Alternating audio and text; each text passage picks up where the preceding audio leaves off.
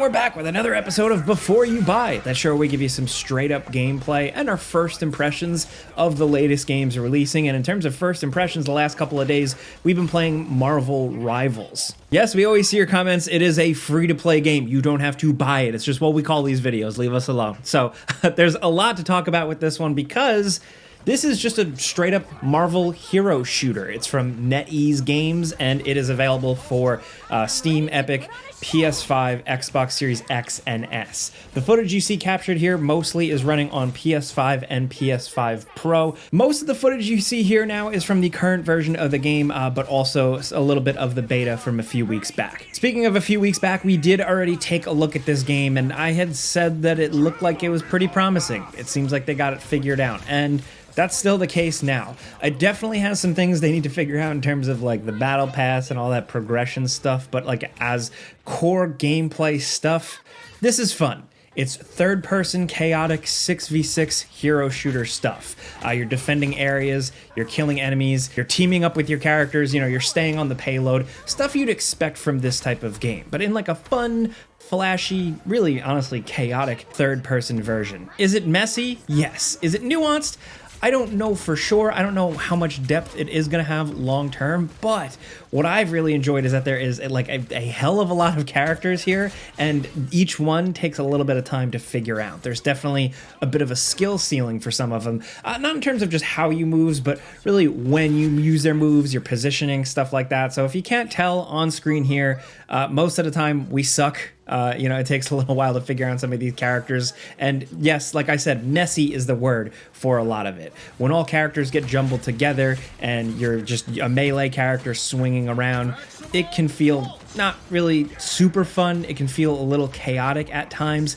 But the more and more you play the game, the more you kind of get control over these characters and a real sense of their abilities, it does get better. The Overwatch comparisons are inevitable. Some people get pissed hearing that, but it is what it is. A lot of these characters very much feel like spins on Overwatch characters with their abilities, their use cases, and I gotta say, credit where credit's due, a lot of the implementation here is really clever. Doctor Strange actually generating portals that you can then step through and they work like in the game Portal is really cool to see in motion. You got Groot throwing up walls, you got Punisher as Soldier 76 kind of shooting people from afar. The best difference from the beta to now jumping in is that there are just a ton more characters to check out. Iron Fist, Wolverine, Winter Soldier. There's just, like I said, a pretty staggering amount of characters here. And honestly, that's been a lot of the juice for it here with me. Like that's been the fun. The amount of different characters there are to check out and kind of get used to is nice. And while I said that there is a skill ceiling with some of these characters and like you really got to spend time with them and figure out how and when they work, there are other ones that are pretty easy to pick up and run with, and all of it works fairly well. A lot of this stuff feels really smooth. Flying around as Iron Man, blasting stuff. It feels satisfying enough. Like with whatever character you're blasting away as, or swinging away at, you get the hit detection, you get the right feedback, the sound, the visual indicators, all that stuff. The game just feels pretty solid and kind of polished. What is significant here, what is kind of unique and special, is that there are team-up moves. Like with this big roster of characters, that's already impressive in and of itself, but essentially on a team, combinations of those characters can activate special team-up moves. Like essentially when Venom is playing with Spider-Man, Venom can actually give Spidey some of his symbiote, increasing his abilities. Same with Hulk or Bruce Banner working with Iron Man. He can essentially supercharge his weapons with radioactive stuff. Also, like Wolverine and Hulk can do the fastball special. So I was messing around with it with somebody. We were kind of having trouble figuring it out. It takes a minute, but you can get picked up as the Hulk and tossed forward as Wolverine. It's cool. There are a lot of these little different abilities to check out and experiment. Some are really intense and involved. Some feel a little bit more like passive buffs and stuff like that. And again, like I said, it's all accessible enough where sometimes you're just going to stumble upon these happening in the game. But I think they're interesting to mess around with and just really try to embrace to get the leg up on the other team. And that's really the biggest thing here. It's one of those games. You got to know what you're doing. You got to know what you're kind of doing in an objective, what you have to do, how to use your teammates properly. That's all important.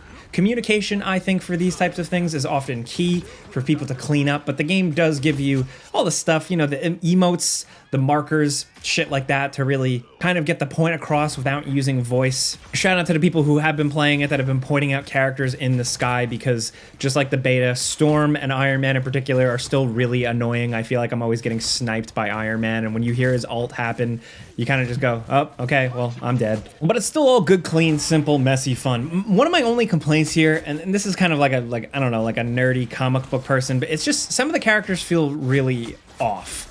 I said this in the last video, but some of the characters just feel really, really corny.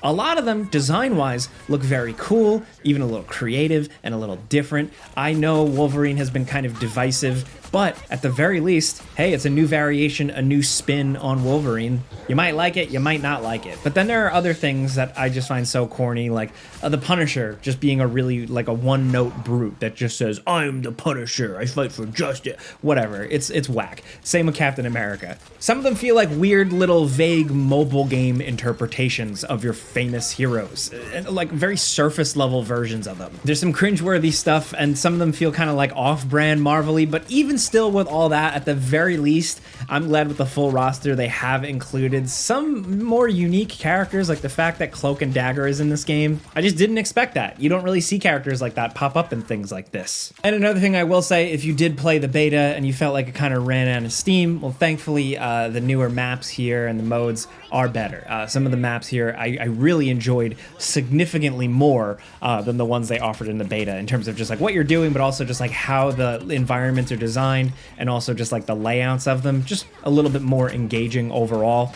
And it's worth noting, when you fire the game up, you get the big home screen with, of course, has like all like the splashy battle pass stuff, events, all these different things you can essentially work through. These are free-to-play games, and by design, they have this type of stuff. This is kind of how they exist, how they work.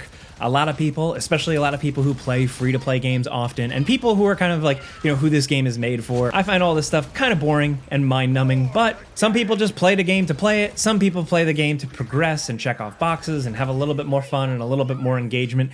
And the progression here is a little bit mixed. The Battle Pass in particular has been definitely getting some heat online, and I agree with it. Before I get into that, it is worth pointing out, like, there is stuff to earn. There are skins, some of them that look pretty cool. They also do some like movie tie-in MCU ones, and some really creative weird ones, and some really ugly ones. There's also daily missions, like there's challenges and repeatables, so there are all these little things you can check off, you know, like, or think about in your head, like in the back of your head while you're playing through, like get this many kills as this character, or do this many assists like this, that type of thing. The missions seem pretty rapid. There's also events and a dedicated tournament page with like the ability to create your own factions and stuff. But unfortunately, with the way like the Battle Pass works, you can't earn Battle Pass XP. Like, you can't do stuff like that just by playing the game. Like, just by playing matches, it doesn't contribute anything to the Battle Pass. It's just all about those daily and weekly challenges. So it kind of feels a little mobile gamey, because it just wants you to like fire up the game every day. And I don't think that's a good feeling. I don't think that's also like a very rewarding or satisfying feeling. Obviously, I'm old school. I still think like at the end of the day, you should play a game just because it's fun and not for all the little shiny objects and goodies and rewards. But still, that's how these games exist. They keep people engaged by, you know, consistent and interesting offerings. But it's about how you progress to those offerings that really makes or breaks a game. We've talked about plenty of multiplayer games in the past that have whiffed this type of thing, and hopefully Marvel Rivals is, you know, receptive to feedback. Hopefully they hear it and change this type of thing, because this definitely can change. And like anything else with the game, the balancing, little tweaks here and there. These types of games exist to be agile, they're free, they update constantly. So I guess we'll just have to see where this goes. Otherwise, I do think this is like a passive, fun, good time. Do I think it's like the most complex, interesting game? No, but jumping in, firing up, playing as one of your favorite heroes and killing some dudes and smashing stuff and securing a payload or getting an objective and stuff, there's a lot of fun to be had there. Throwing Captain America's shield, or tricking people legitimately on the battlefield as Loki, or punching somebody as Winter Soldier with your Winter Soldier arm. Getting that team up with Rocket and Groot and blasting everyone. Nailing the big forward lunge that Wolverine does that's very tricky to pull off sometimes. Like, oh, the game does have these really satisfying, cool moments. And so far, just looking at the numbers and stuff, it does seem like people are really digging it. And I think, honestly, like, you know, you're listening or watching this video, Who cares what I have to say? It's free. You should just download it, check it out for yourself. You might love it, you might hate it, but that's usually what I ultimately say about free-to-play games. It's up to you. It's not really money invested, it's time, which sometimes is just as important, but that's a whole other video. Anyway, this is it before you buy, just a quick one.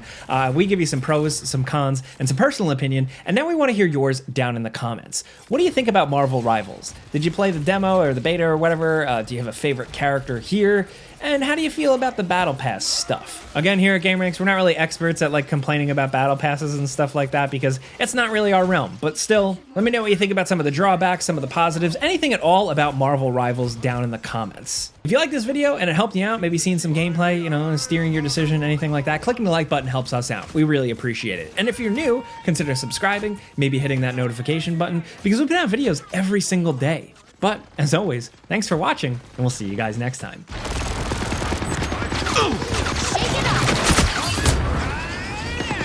I got your back.